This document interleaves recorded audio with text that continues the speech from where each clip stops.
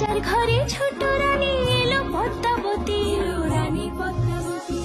রাজার আরো 6টি রানীর ছিল না সন্তান, পদ্মাবতীর কোলালোতে মিলল সমাধান।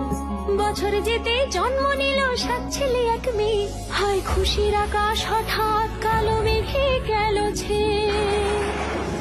হিংসেতে যায় জ্বলে পুড়ে বাকি 6টি রানী, যুক্তি করে ঘটায় ওরা 7 কুমারের হানি। সুযোগ মতো 7 ছেলেকে মাটিতে দেয় পুঁতে, বাঁচে একা পারুল, ওরা পায় না তাকে ছুতে।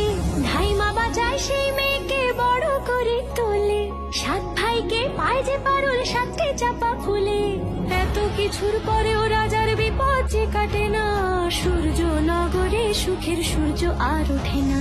হিংসা বিবাদ বিচ্ছেদ আর প্রেমের কাহিনীতে পারুল বোন কি পারবে 7 ভাই চম্পাকে জাগাতে।